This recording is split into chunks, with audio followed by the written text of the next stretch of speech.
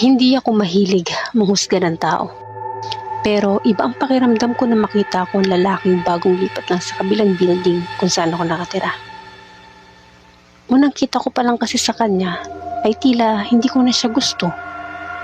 Bukod kasi sa mukha naman talaga siyang sanggano, ay napakarami pa niyang tattoo sa katawan.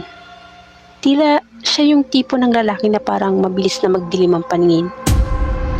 Yung kaunting pagkakamali mo lang ay gagawin na niyang big deal.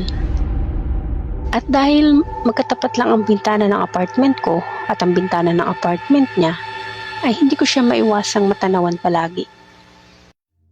Lalo na sa umaga, sa tuwing nagtataas ako ng kortina, ay nabubungaran ko siyang nakasilip sa akin. Noong mga unang araw ng ginagawa ang ganoon, ay binabaliwala ko lamang iyon. Iniisip ko kasing nagpapakyut lang siya at magsasawa din kapag hindi ko pinansin. Hanggang sa masyado na akong nabahala. Dati kasi ay sa tuwing umaga ko lamang siya nakikitang nakasilip mula sa kanyang bintana. Pero nitong huling 3 araw, sa tuwing dumarating ako sa gabi, ay nakikita akong nakasilip pa rin siya. Nakasilip na parang naghihintay ng kung ano. Hanggang sa tuluyan na akong napuno sa kanya.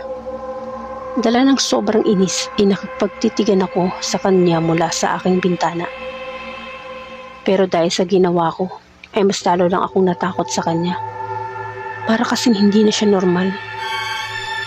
Mahigit 1 oras ba naman akong nakatayo lang sa pwesto ko habang titig na titig sa kanya. Oo, kinaya kong makipagtitigan sa kanya ng ganoon katagal.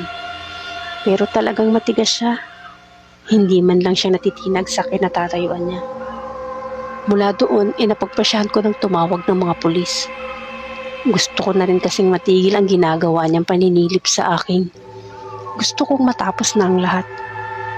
Habang naghihintay na sa pagdating ng mga pulis, ay kung ano-ano nang pumapasok sa isip ko.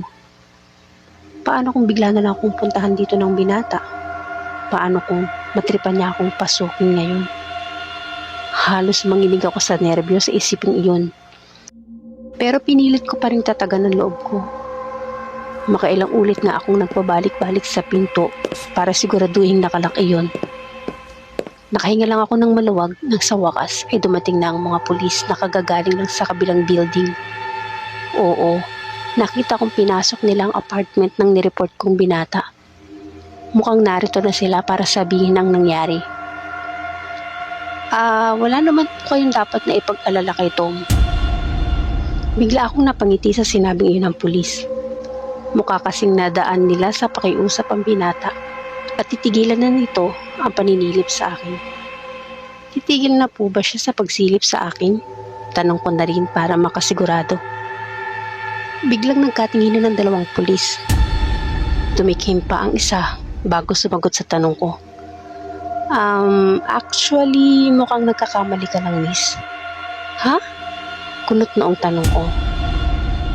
Si Tom kasi, mahigit 3 araw na siyang patay. Nagbigti siya. Halos manlaki ang mga mata ko dahil sa sinabing iyon ng pulis. Hindi ako makapaniwala.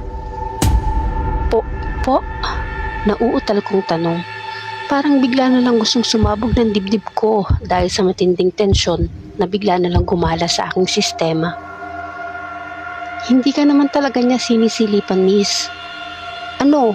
Nagkataon lang na tapat ang nakabitin niyang katawan sa siwang ng kanyang bintana.